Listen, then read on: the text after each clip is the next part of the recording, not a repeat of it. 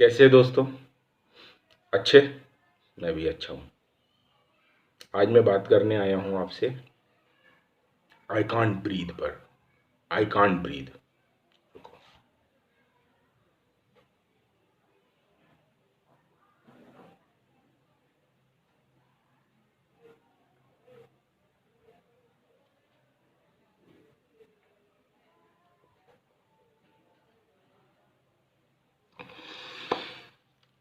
मेरे से मुश्किल हुआ। हमसे 30-40 सेकंड, 1 मिनट, 2 मिनट भी सांस रोकना मुश्किल होता है। ये अफ्रीकन अमेरिकन के लिए बहुत सेंसिटिव मुद्दा है ये आई कांट ब्रीथ। सोचो दोस्तों, एक व्यक्ति है ब्लैक अमेरिकन, जॉर्ज नाम है उसका।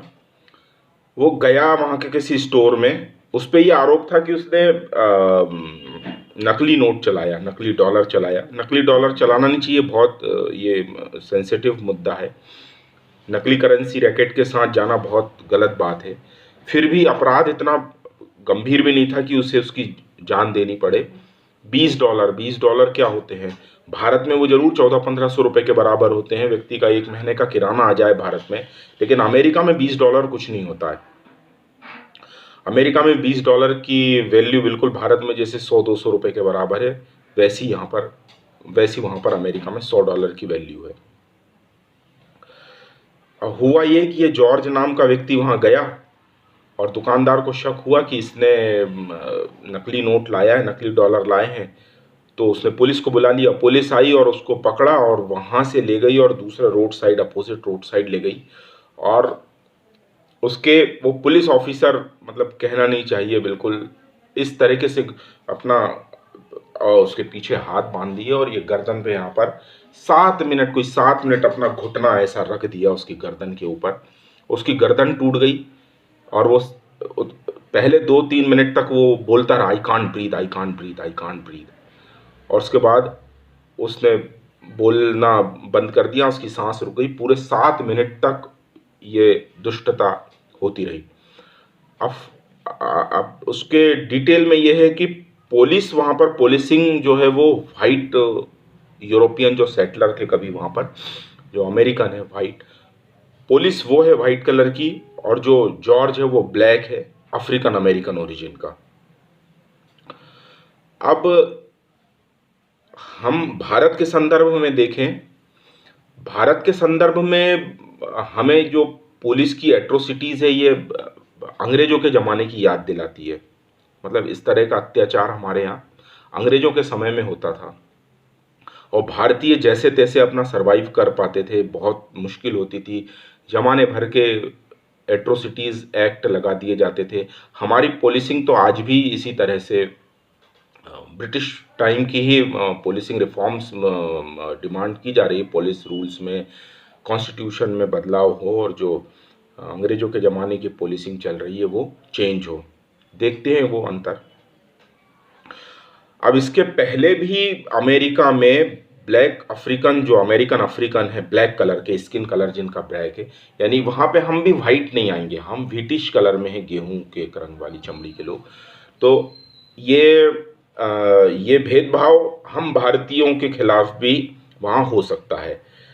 वहाँ पर वाइट को एकदम सुपर, मतलब अपने आप को सुप्रीम समझने की, कलर सुप्रीम समझने की कि हम सुप्रीम लोग हैं कलर के आधार पे, वहाँ एक ये प्रॉब्लम है वाइट लोगों में। अब यहाँ हो क्या रहा है कि चीज़ें इतनी बुरी तरह से सेंसिटिव हो गई है कि यहाँ पर लोगों में बहुत ज़्यादा जज्बाती तौर पे उनको बहुत हर्ट हुआ, होना भी चाहिए। इस तरह से नहीं होना चाहिए कि पुलिस अपना काम करे, अदालत उसको लेके जाए, वहाँ पे मुकदमा चले, जो भी रैकेट है उनका, यदि है नहीं है जो भी है तो मुकदमा चले और जेल हो।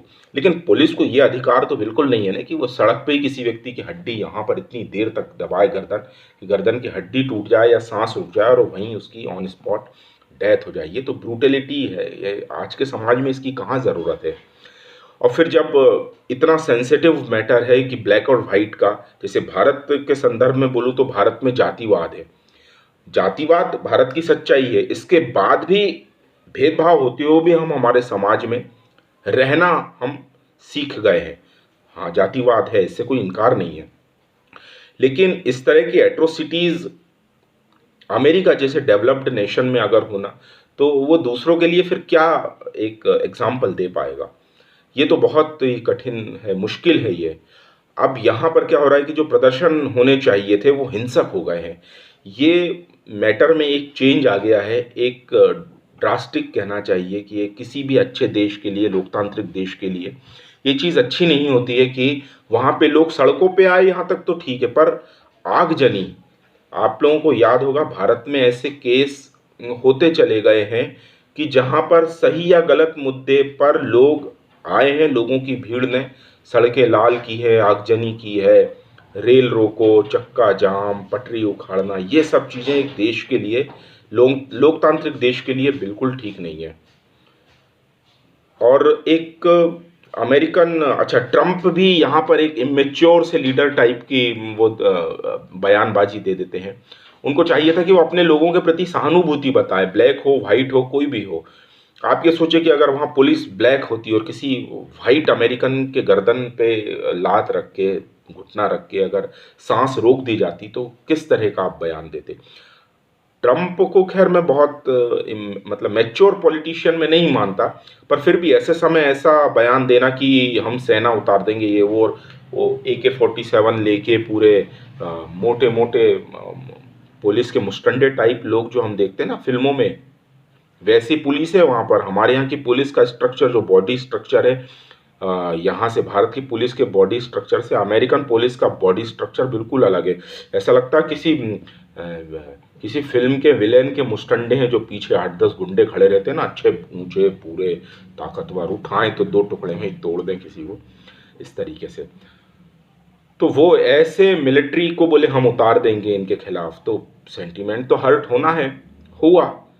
अब ये जब भी इस तरह के मौके आते हैं ना, तो देश तोड़ने वाले लोग, भारत के संदर्भ में भी हमारे यहाँ 2 तरह की प्रॉब्लम है। एक अरेबिक वैचारिक लोग आते हैं जो अपनी उग्रता बताते हैं, और एक चाइना कम्युनिज्म के लोग आते हैं। और भारत में जब इन दोनों का गठजोड़ होता है तो एक बहुत ज़्यादा खून खराबा, रोड जाम, आगजनी लगती। भारत ने अभी पिछले समय दिल्ली केस में देख लिया, और भारत तो देखता ही आया है। भारत के 20-30 कम से कम 2-3 दशक तक भारत ने ये हिंसा देखी है, आगजनी देखी है, बात बेबात लोगों का हिंसक हो जाना, सड़कों पे आ जाना, आम जनजीवन को अस्त व्यस्त करने की कोशिश करना। तो ये सब चीज़ें अमेरिका जैसे देश में होती है ना, तो ये बहुत एक संकेत ठीक नहीं है देश दुनिया की राजनीति के लिए। यहाँ से अगर हम अब देखें ना, तो ये केस या आगजनी अब एंटीफा, एक एंटी फासिज्म पार्टी या गुट या ऐसी, इसका कोई ऑफिशियल ऑफिस नहीं है, ना विचारधारा है। ये लोग जो कहते हैं, चाहते हैं, उसके अनुसार ये लोग एंटी फासिस्ट हैं। एंटी फासिस्ट यानी ये सेकेंड वर्ल्ड वॉर में जर्मनी में मैं ले जाना चाहूँगा। जर्मनी में हिटलर हुआ, हिटलर को कहते हैं, हिटलर अपने समय में बुरा व्यक्ति नहीं था, लेकिन बाद में आते आते आते आते क्या हुआ कि वो जर्मन क्लान जो थी, जर्मन क्लास, मतलब जो जर्मन्स को ही चाहता था, और उसने जूइशों पे बहुत ज़्यादा अत्याचार किए। ये विचारधारा बाद में नाजिज्म और फासिज्म कहलाई, यानी अपने लोगों को सारी सुविधाएं देना, और जो अपने लोग नहीं है, अपने जाति या बिरादरी जिसको कहते हैं नहीं है, उनको मार देना या बहुत टॉर्चर करना, या इतना दुखी प्रताड़ित कर देना कि वो जगह छोड़ के ही चले जाएं। तो इस विचारधारा के लोगों के हाथों में अब ये केस मतलब खेलने लगी है अब ये चीज़ें। अब जब ऐसी विचारधारा के लोगों के हाथ में बात चली जाती है, और सिविल सोसाइटी के हाथ से जब बात निकल जाती है, तब होता क्या है दोस्तों कि आगजनी, मतलब प्रोडक्टिविटी जो है वो ख़त्म होती है। अब आग लगी हो, कारखाने जल रहे हो, फैक्ट्रियां जल रही हो, लोग भाग रहे हो, मारकाट मची हो, तो कैसे प्रोडक्टिविटी हो सकती है? संभव ही नहीं है ये सारी चीज़ें। तो यहाँ मैं ये कहना चाहूँगा कि अमेरिकन्स के लिए, स्पेशली जो यूरोपियन सेटलर्स, जो वाइट लोग जो अमेरिका में जाकर है, जिनकी स्किन का कलर गोरा है, वाइट अमेरिकन्स कहते हैं, उनको अब आगे आना चाहिए और ये चीज़ होनी चाहिए कि जो ब्लैक अमेरिकन्स के दिल दुखे हैं दोस्तों, दिल तो दुखे हैं यार, किसी को अगर गर्दन दबा के ऐसा मार दिया जाए। और आप समझ रहे हैं, जैसे मान लीजिए एक वाइट अगर 100 रुपये कमा रहा है, तो आप समझ लीजिए कि जो ब्लैक अफ्रीकन अमेरिकन ओरिजिन के लोग हैं उनकी ऑन एंड एवरेज जो इनकम है 5 या 10 रुपये है, या 20 रुपये 25 रुपये, यानी आधे से भी चौथाई से भी कम। यानी एक अफ्रीकन अमेरिकन 54 कमा रहा है और एक वाइट अमेरिकन 1 रुपया कमा रहा है, यानी इतना अंतर है। कलर भी ईश्वर ने काला दिया है, सोसाइटी में भी वो उनके सम्मान नहीं है, कमाई भी वाइट लोगों की ज़्यादा है। तो कहीं ना कहीं तो दिल बड़ा रखना पड़ेगा ना। ऐसा थोड़ी होता है कि ठाकुर साहब 500 एकड़ के मालिक हैं, घोड़े पे भी निकल रहे हैं, बंदूक भी लेके जा रहे हैं, और जो उसको राम राम कह रहा है ठाकुर साहब राम राम, तो उठा के लात भी मार दे रहे हैं। तो ये सब चीज़ तो नहीं चलेगी ना।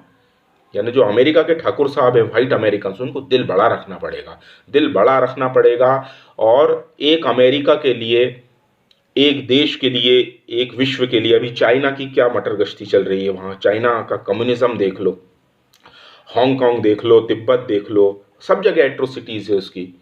तिब्बत तो एक अलग देश था, तिब्बत को पार करके वो भारत में लद्दाख में घुस जाता है, और हमारे 10 रुपये नहीं देना इसलिए वो 500 रुपये बोले, मैंने तुझे 500 रुपये दिए, मैंने तुझे 500 रुपये दिए, ताकि भारत लद्दाख का मसला भूल जाए, और लद्दाख में उलझा रहे और तिब्बत का मसला भूल जाए। तो तिब्बत एक स्वतंत्र देश है, इंडो तिब्बत बॉर्डर पुलिस रही है।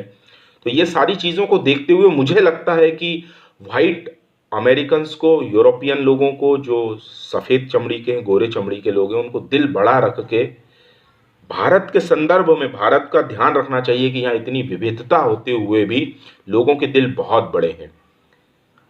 इस उदाहरण को यहाँ पर लेके उन्हें एक अमेरिका, सशक्त भारत, सशक्त दुनिया की तरफ चलना चाहिए।